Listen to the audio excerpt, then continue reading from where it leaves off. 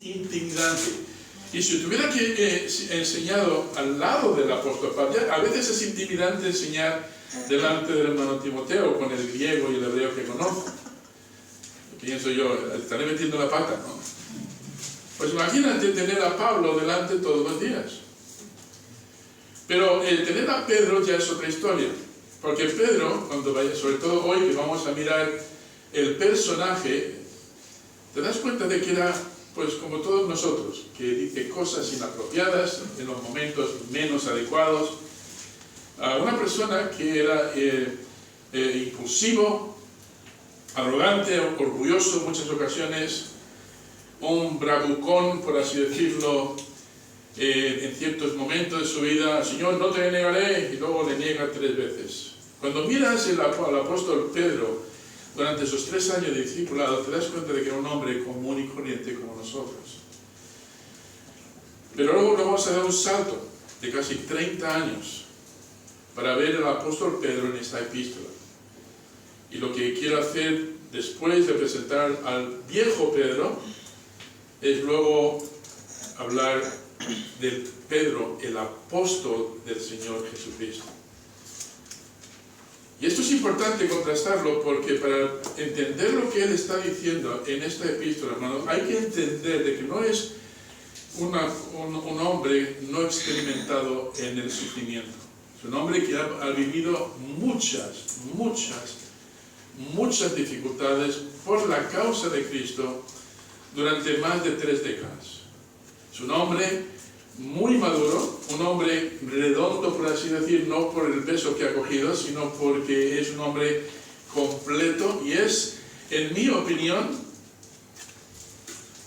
y creo que estoy en buena compañía porque el Espíritu Santo fue el que inspiró estas palabras al apóstol Pedro. Creo que es, en mi opinión, el más adecuado para el tema que vamos a tocar. La semana pasada hice una introducción y podría seguir con la introducción porque hay que entender varias cosas de antemano. Pero por no repetirlo, quiero que veáis entonces el bosquejo que vamos a estar estudiando a lo largo de los meses.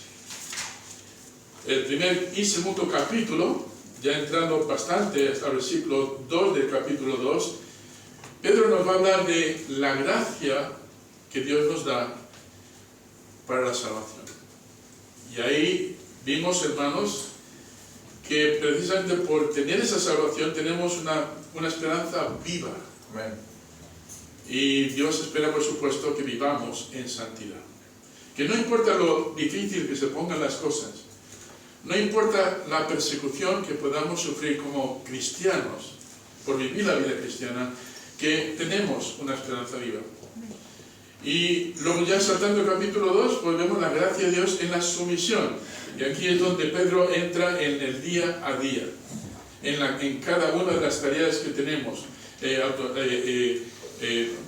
Nos va a hablar del sometimiento a las autoridades, nos va a hablar en el sometimiento en el trabajo, en el hogar y en la iglesia. Y luego finalmente entra en lo que yo llamo el plato fuerte, el punto más crucial que motiva a Pedro a escribir la carta, y es el sufrimiento. Otra pregunta, ¿cómo llevamos nosotros adelante el sufrimiento? ¿Cómo te expresas cuando por hacer el bien eres atacado, eres marginado, pierdes privilegios, empiezas a ser maltratado por hacer el bien? ¿Cómo te sientes tú cuando tienes que pasar por adversidades, por sufrimiento? Algunos dirían, pues no me gusta ni un pelo, y lo hago saber, dando gritos, o expresando enfado, o atacando a la persona. Pero lo que vamos a ver, curiosamente, en esta epístola, es que Pedro dice que podemos experimentar el sufrimiento con gozo.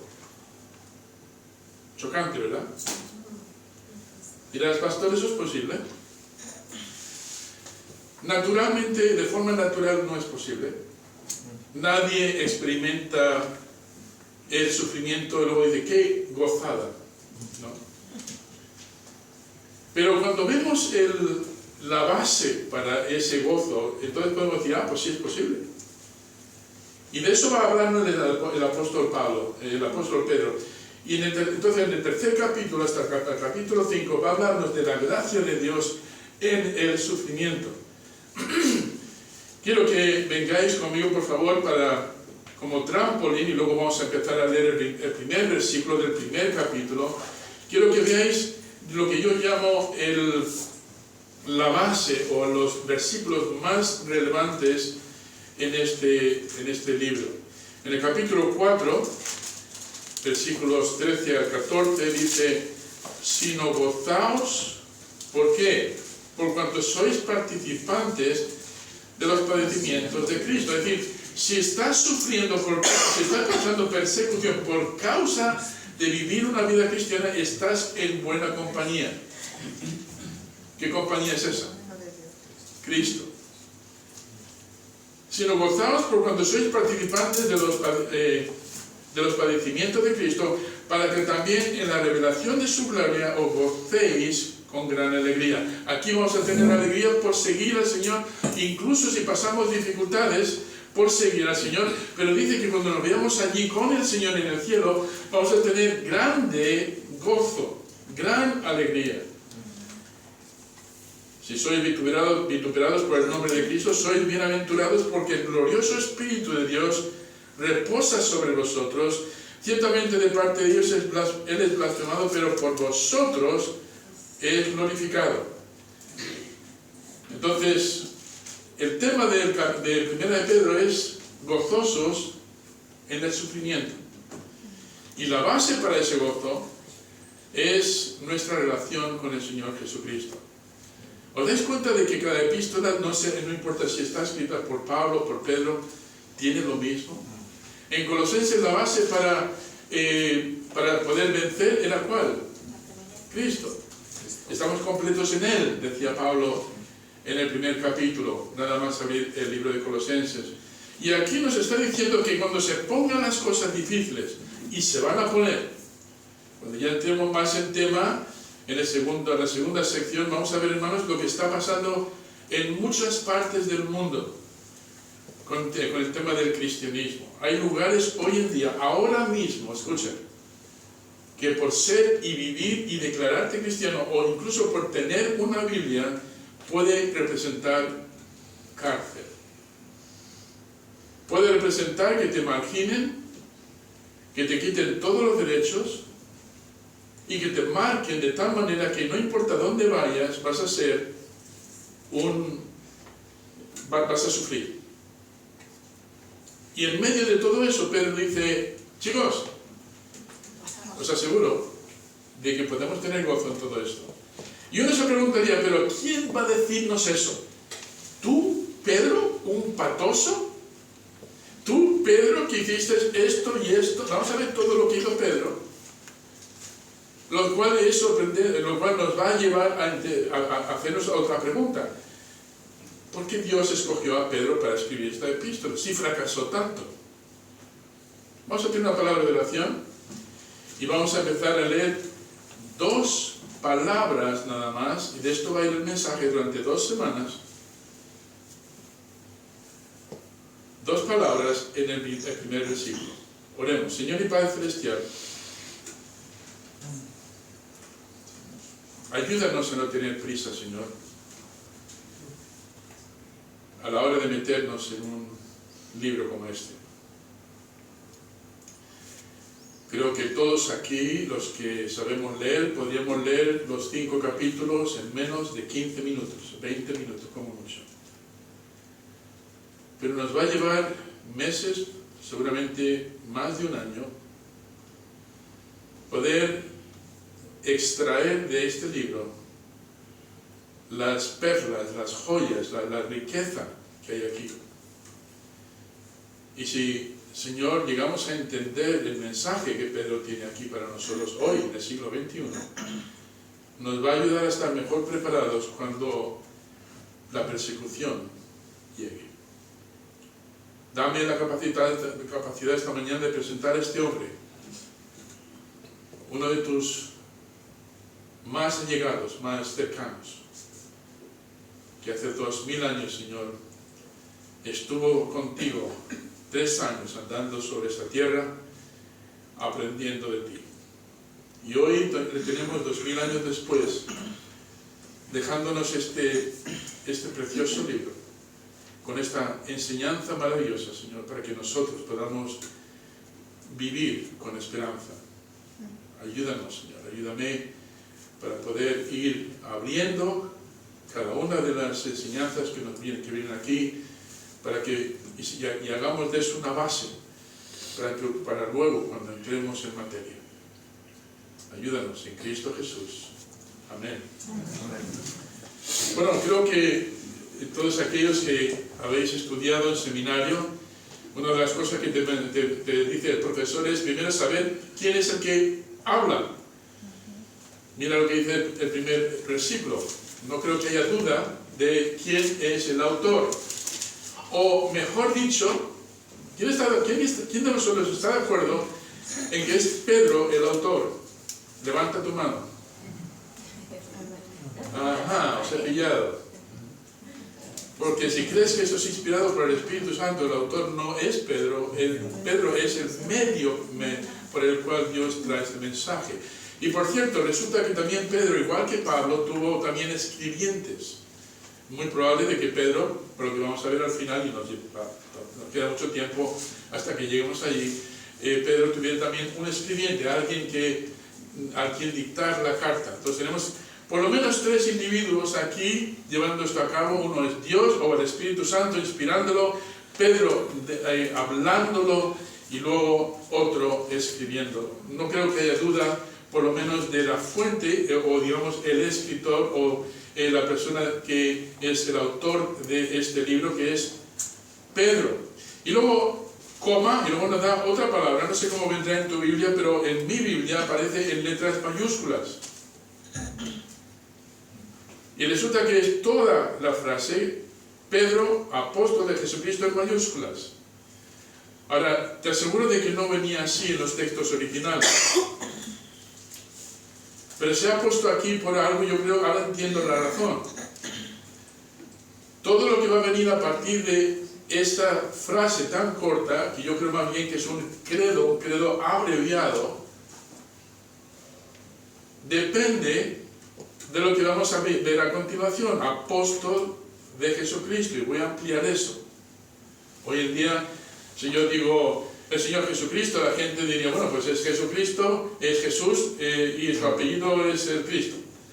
Lo decimos todo de corrido, pero hermanos, cada una de estas palabras indica una gran verdad sobre la cual ahora Pedro va a construir su argumento.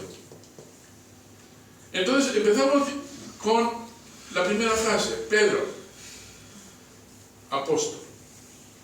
Vamos a cerrar el capítulo ahí. Ahora, os digo una cosa, voy a hacer un paréntesis aquí. Hace años atrás, muchos años atrás, cuando estaba en seminario, escuchaba a un hombre predicar que era Bruce Lackey.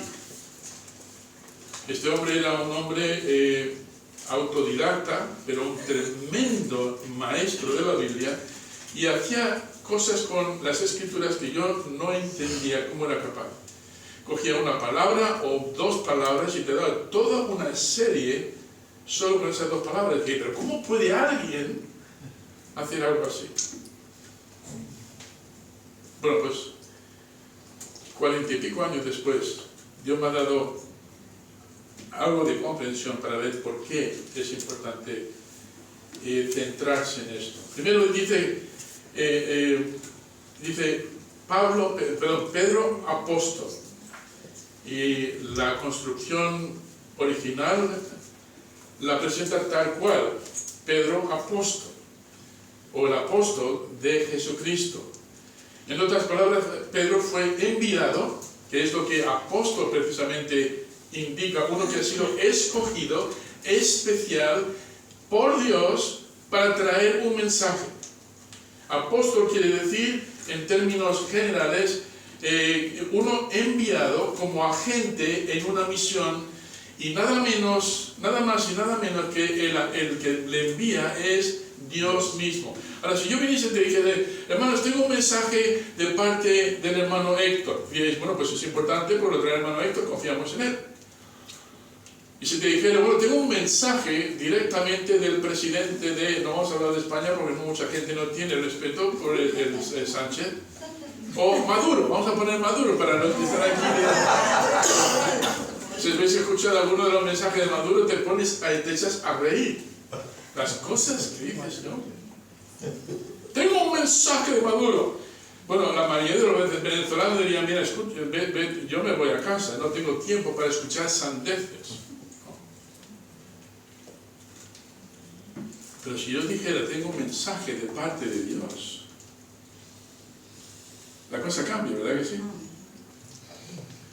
Y no lo dudes, es un mensaje que en un momento muy crítico en la vida de los cristianos que están siendo perseguidos, están perdiendo sus hogares, no porque están haciendo mal, sino porque están haciendo el bien. Están cumpliendo con el gran mandamiento, la gran comisión de ir y predicar el Evangelio a toda criatura. Y para hacer eso, ahora están pasando todo tipo de dificultades, están perdiendo sus familias, sus hogares, sus privilegios, lo están perdiendo todo. Y Pedro entra ahí diciendo, yo tengo un mensaje de parte de Dios para momentos tan cruciales como estos. En términos más específicos, un apóstol estaba entre ese grupo de hombres que habían sido discipulados personalmente por Jesús, por el Señor, y que habían visto a Jesús después de la resurrección. Hay muchas iglesias hoy en día que dicen que tienen apóstoles, y si tú quieres ser apóstol, solo tienes que hacer un curso y te dan un certificado de apóstol.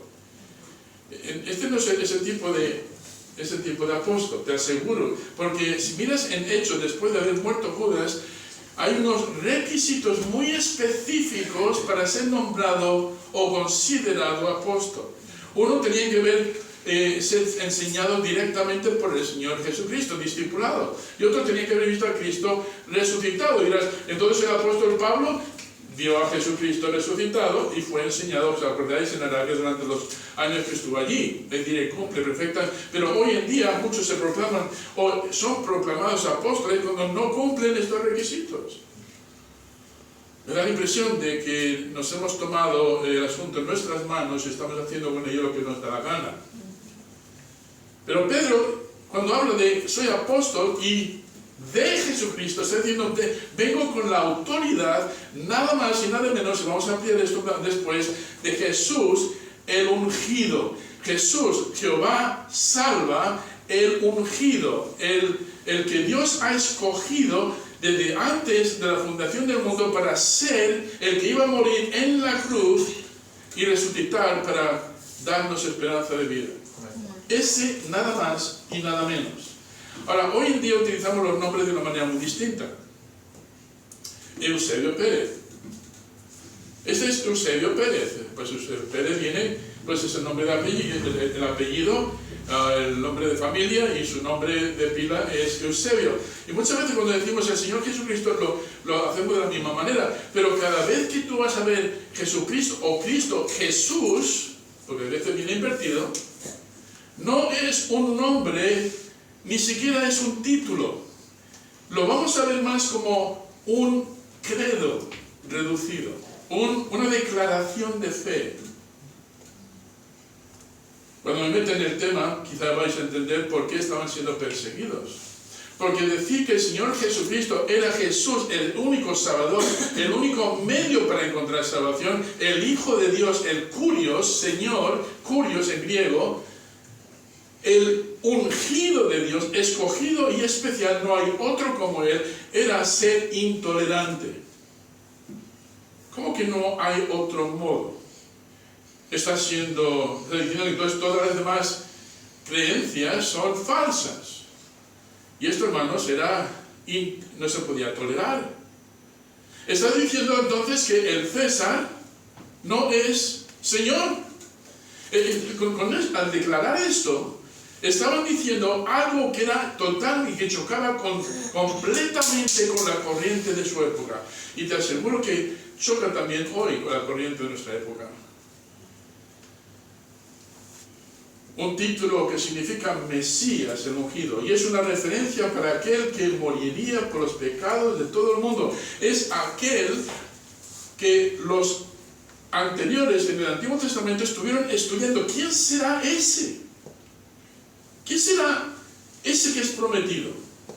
Ese que va a ser el Salvador.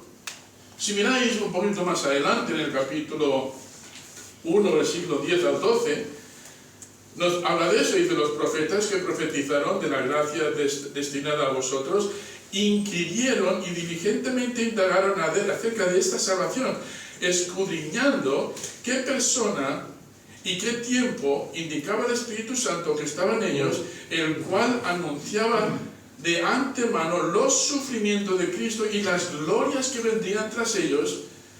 A estos se les reveló que no para sí mismos, sino para nosotros, administraban las cosas que ahora son anunciadas por los que os han precedido, el Evangelio por el Espíritu Santo enviado del cielo, cosas, toma nota, cosas en las cuales anhelaban mirar los ángeles. Es decir, en el Antiguo Testamento, cuando leían sobre ese Mesías que iba a venir, el Señor Jesucristo, querían saber quién era. ¿Y cuándo iba a venir? Si está prometido, pues imagínate perdértelo. Si tú supieras que el Señor Jesucristo va a venir mañana, no va a venir mañana, pero puede que sí.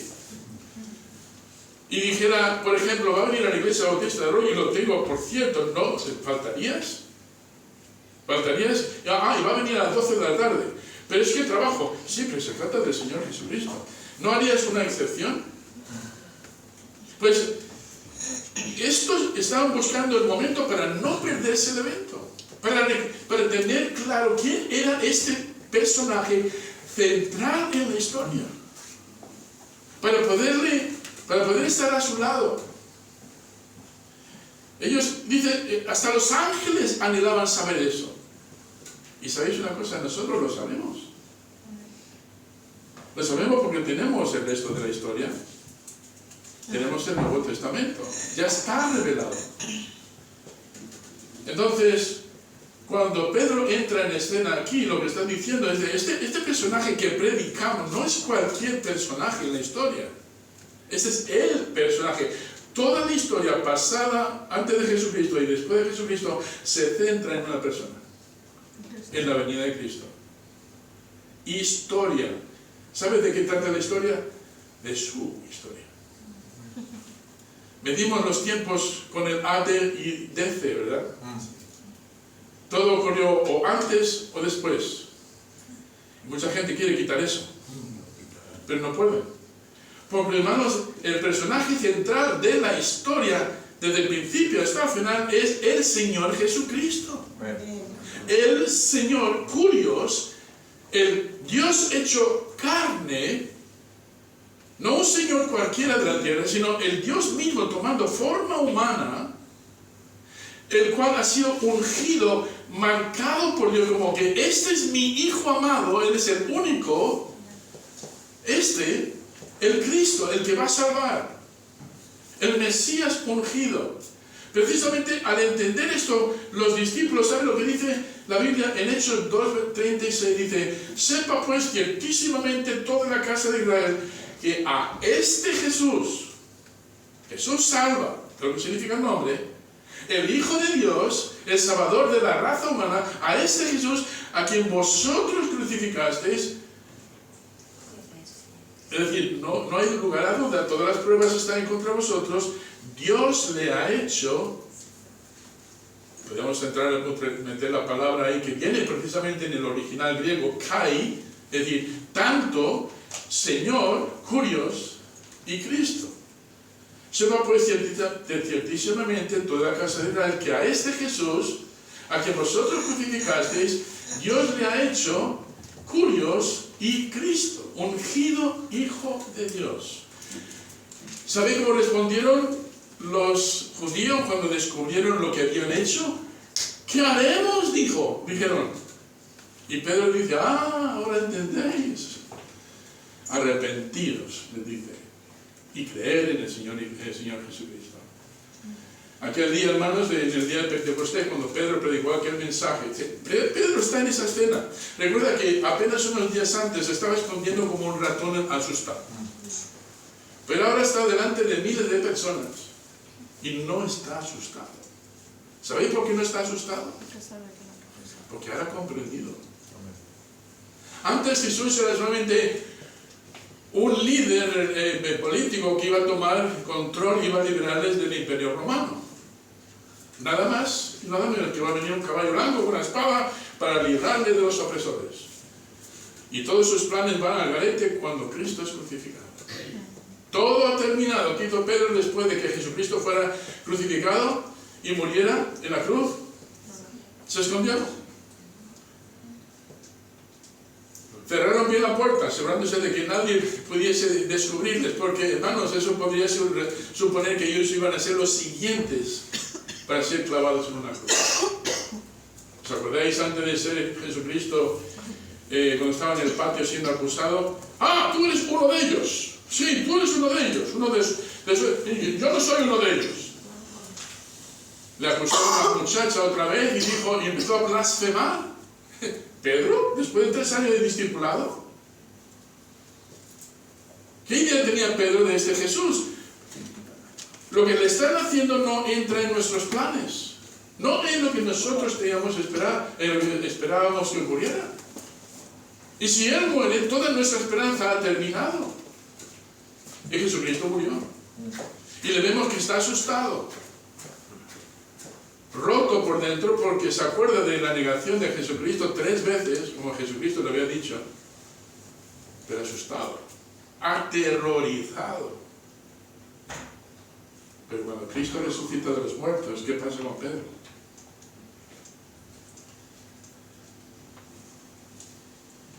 Todo su mundo, hermanos, se volcó. Antes sabía que Jesucristo era especial, que tenía una misión especial. No la comprendían del todo, pero no era más que un mero hombre. Pero ahora se dan cuenta, ahora comprenden de que este es el Curios Jesús Christus, Señor, Jehová salva, el ungido de Dios, el marcado por Dios, el que iba a vencer la muerte. Ahora lo han visto con sus ojos y su vida ha sido transformada. El comprender quién es Jesús, hermanos, puede hacer 2 cosas. ¿Os acordáis cuando Pablo fue a Damasco? En busca, él también conocía a Jesucristo y perseguía a los cristianos. Él tenía a Jesucristo como un mero hombre, un blasfemo que se hacía pasar por nada más y nada menos que Dios, y eso había que pararlo. Y consigue, como en las películas de James Bond, licencia para matar. Consigue cartas de parte de los fariseos líderes para perseguir a los cristianos y va a Damasco para ver a cuántos puede aprender, y creyendo que estaba haciendo la obra de Dios. Esto no lo hace como un asesino, lo hace pensando de que estoy brindando un servicio a mi Creador. Claro, si Jesús decía que era verdaderamente el Hijo de Dios, Dios hecho carne, eso era blasfemia, eso bajo la ley judía había que terminar con eso. Y se entrega completamente a esta misión. Y camino a Damasco, hermanos, una gran luz se le aparece, echándole al suelo, y hace la pregunta: ¿quién eres, Señor? ¿Y sabe lo que la respuesta? Yo soy Jesús. Jehová salva. Pero nota como dice Pablo, dice: ¿quién eres? Señor. Él sabía que esto no era una aparición normal, esto tenía que ser Dios. Y lo que no se esperaba es que la respuesta fuera: yo soy ese que dices tú ser, Señor. Yo soy Jesús, a quien tú persigues. Entender eso transformó la vida de Pablo de tal manera, hermanos, que él preguntó: entonces, ¿qué quieres que yo haga? Se tiró varios días en la calle llamada derecha, allí en Damasco, dándole vueltas. Una tormenta ahí en su mente, diciendo: pero vamos a ver, A ver, yo he estado estudiando el Antiguo Testamento, he estado estudiando las profecías, he estado estudiando la ley de Dios, bajo el mejor de los maestros, Gamaliel, el doctor de la ley, el más venerado en Israel. He sacado sobresaliente, he estado sirviendo al Señor, y todo sin entender de que Jesús es el Mesías. Todo esto está en su mente, está procesándolo. Y para ayudarle un poco más, Dios nos manda a Ananías, ¿os acordáis? ¿Ananías o Ananías? Los nombres los confundo. Y le dice una cosa que sería como una locura. Ananías, yo quiero que vayas a hablar con Pablo. ¿Quién? Pablo. El Señor. Es el que él está buscando a gente como yo para matarnos. Sí, yo tengo un plan para él. Menudo paso de fe para Ananías, ¿verdad? Porque él, después de hacer varias preguntas, dijo a las órdenes, y llegó allí y le llamó hermano Pablo. Lo que ocurrió, ya sabéis, cayeron unas escamas de sus ojos, e inmediatamente Pablo se puso a predicar a Cristo. No al hombre, sino al ungido Hijo de Dios. Él había comprendido y había visto al mismo Cristo resucitado. El cumplimiento de la profecía se había cumplido con Cristo. Ya no persigue a los cristianos. Ahora da testimonio del cristianismo y él mismo se convierte en perseguido. Poco tiempo después las autoridades dicen, ¿sabéis que nuestro mejor hombre, Pablo, de Tarso, el gran inquisidor, por ponerlo de alguna manera, ahora está predicando que Cristo es el verdadero Salvador? Traicionero, alguien que perseguir, y le persiguieron y buscaron matarle. ¿Y creéis que eso intimidó al apóstol Pablo? No, todo lo contrario. Le dio ánimo porque ahora había entendido lo que Pedro está diciendo aquí. Apóstol de Jesucristo, uno enviado por Dios, uno que no es cualquier Mesías, cualquier enviado, no es un profeta, no es un simple maestro. ¿Se acuerdan de Nicodemo? Él creyó en Jesucristo, pero le creyó como maestro. En Juan capítulo 3 le ves acercándose al Señor y diciendo, Señor, sabemos que viene de Dios como maestro porque nadie puede hacer estas cosas que tú haces si no está Dios con él. Hemos observado, sabemos, es plural. Es decir, yo como fariseo y los otros fariseos sabemos que hay algo especial en ti, pero no lo tenían por más que hombre, maestro. Y Jesucristo, sabiéndolo, en vez de andar con rodeos, lo dijo, te es necesario nacer de nuevo. Nicodemo no entendió, siendo un gran maestro, no lo entendió, hasta que se convirtió. Pero, hermano, lo que estamos viendo aquí es que cuando Pedro presenta a Jesucristo, esto es muy interesante, no os perdáis este detalle porque a mí me resultó de gran bendición. Es que cuando él presenta a Cristo Jesús, o a Jesucristo, le presenta primero con Jesús y luego el Cristo. Y hay una razón para ello, porque cuando Pablo presenta a Jesucristo, le presenta primero como el Cristo y luego como Jesús. Se invierte. Dirás, eso es una casualidad. Pues no, yo creo que no hay una casualidad, porque hermanos, si recordáis, los apóstoles primero conocieron a Jesús como Jesús. Y había muchos otros Jesuses por allí andando. Tener el nombre de Jesús o Yeshua no era raro en aquella época. Hoy en día aquí en España tenemos a muchos. Vas a un campo de fútbol y todo lo que son, no, de nombre Jesús, levanta la mano y tienes allá 20. No, pero este Jesús no era un Jesús normal. No era un solo nombre. Y cuando vemos a Pedro presentando a Jesucristo, primero le presenta como con el nombre y luego con la identificación. Pero para Pablo fue al revés, porque Pablo primero conoció a Jesucristo como el Cristo y luego Jesús. Y es curioso porque de las 180 referencias a Jesús en las epístolas de Pablo, Pablo se referirá a él como Cristo Jesús 55 veces.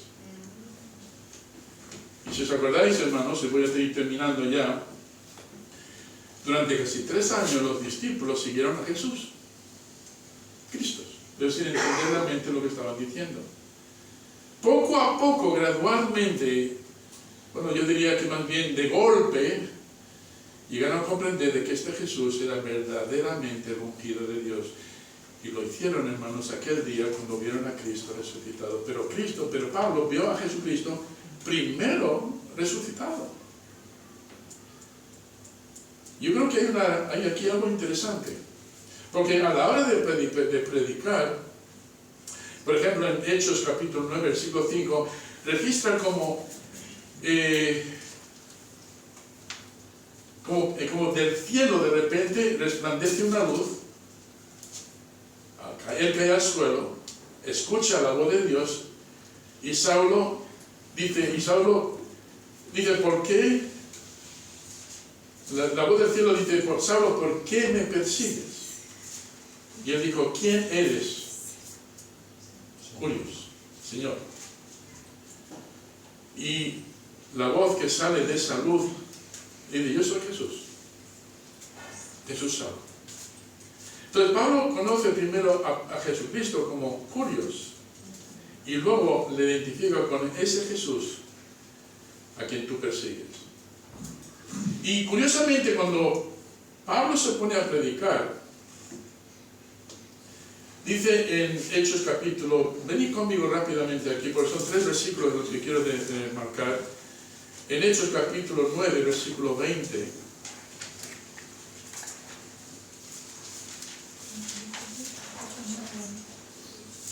Hechos 9, 20. Dice así, enseguida predicaba a Cristo en la sinagoga diciendo que este era el Hijo de Dios. Y todos los que le oían estaban atónitos y decían, pero vamos a ver, ¿cómo puede ver? Es un mensaje así salir de un hombre que ha estado persiguiendo a Jesús. Dice, ¿no es este el que asolaba en Jerusalén a los que invocaban este nombre? Y a esto vino acá para llevarlos presos ante los principales sacerdotes, pero Saulo mucho más se esforzaba y confundía a los judíos que moraban en Damasco, demostrando, escucha, no te pierdas el versículo 22 porque es clave, demostrándose. ¿Qué significa eso? Ahora va a tener que traer argumentos diciendo, no, este no es cualquiera, no es cualquier Jesús. Este verdaderamente es el Cristo, demostrando que Jesús era el Cristo. Entonces a partir de ese momento le ves a Pablo desmontando argumentos y construyendo argumentos de prueba de que Jesús era verdaderamente el que dijo ser. De aquí, para los que van a estar en el seminario la semana que viene, aquí tenéis un buen argumento.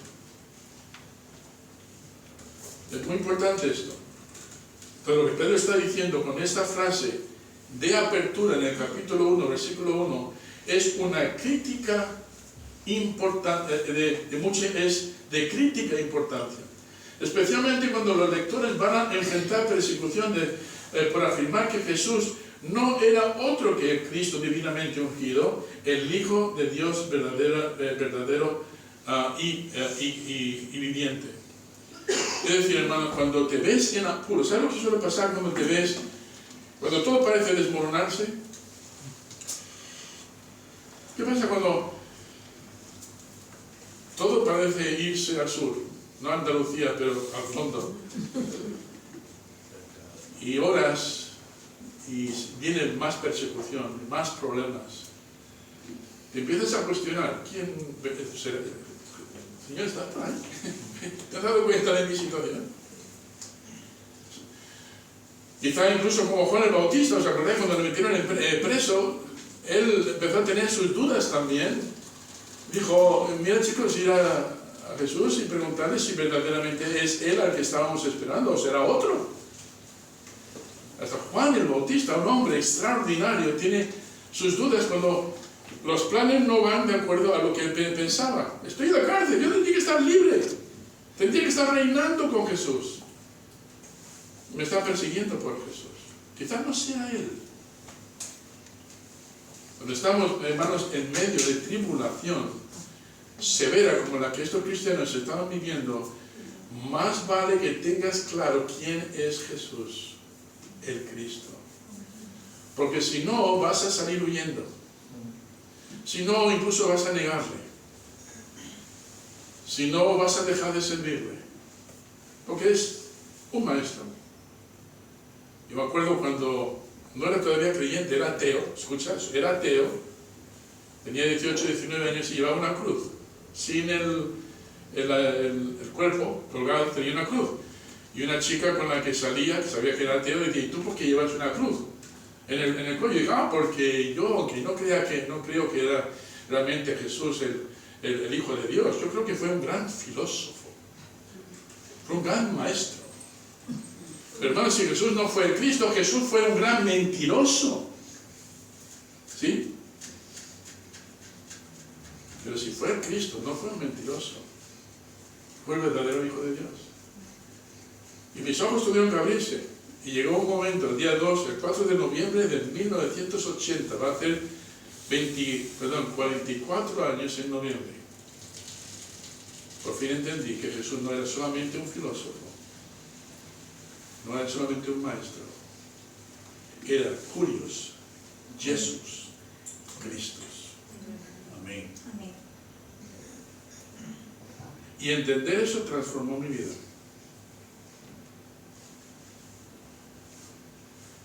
Y cuando me he visto en situaciones difíciles, porque vinieron enseguida, porque con el entusiasmo que yo tenía cuando fui a mi familia, pensé de que tenía la mejor noticia, después de haber recibido a Cristo, tenía la mejor noticia del mundo que compartir.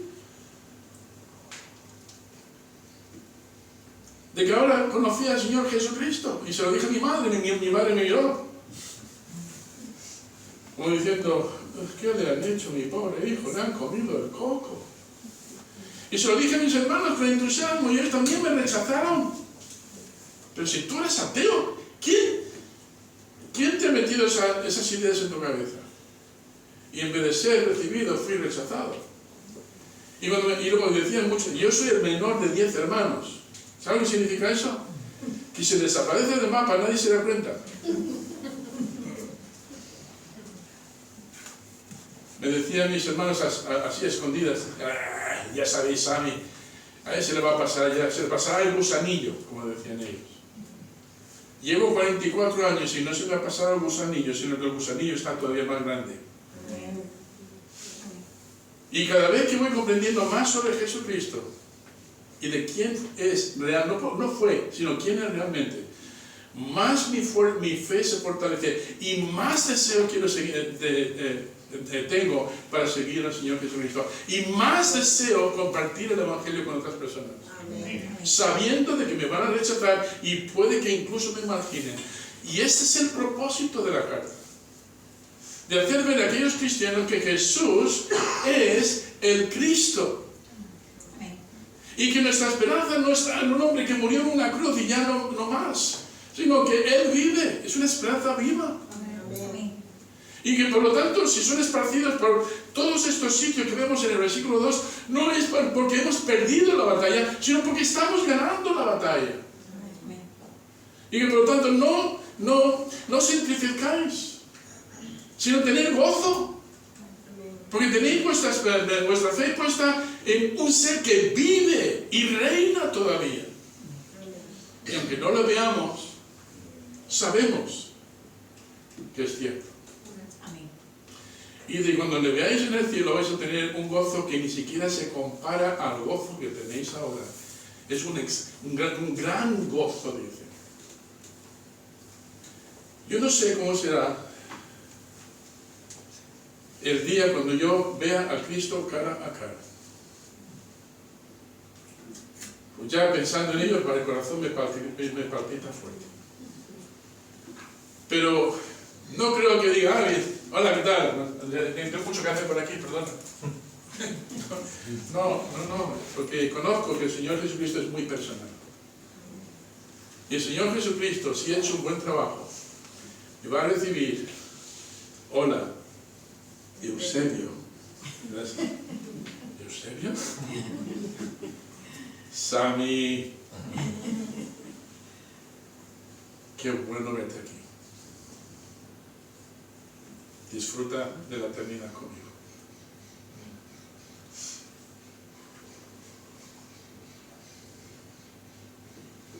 ¿Sabéis lo que van a ser esos 44 o 40 y 50? Esos hermanos no serán ni una gota en comparación con la eternidad que vamos a pasar con nuestro Señor. Amén. Todo esto significa que yo no hago mi morada aquí, aunque tengo mi piso comprado. Cuando venga el rapto, que se lo quede el anticristo, no me importa. Que le pase en la escritura al anticristo, no me importa. ¿Creéis que voy a echar de menos todo lo que hemos acumulado aquí? En ninguna manera. Porque entonces, hermano, le veremos tal y como es, sin ningún tipo de velo. Y diríamos, mereció la pena. Y luego voy a ver a Pablo. ¡Pablo! ¿Sabes? He predicado tanto de ti. Tienes un par de mil años ahí libre de... ¿Sabes? Tengo toda la eternidad. Vamos, ¿quién se va conmigo? Sí. A ver, ¿qué quisiste decir? No sé si va a ser así. Al hermano Luke le quiero lejos en el cielo. No. Hermanos, ¿sabes que no predicamos suficiente sobre el cielo?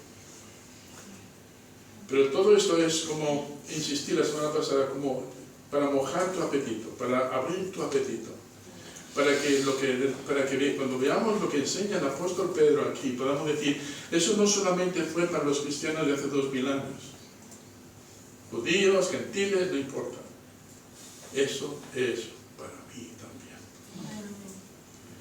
Y cuando prediques el Evangelio, si los demás te rechazan, puedes sonreír diciendo, sí, Señor me lo dijo que va a ocurrir así, porque es un mensaje que choca contra la sociedad. Pero alégrate, como dije al principio, porque estás en buena compañía. El Señor Jesucristo dijo, si me persiguen a mí, también te van a perseguir a ti, por enseñar lo que yo enseño.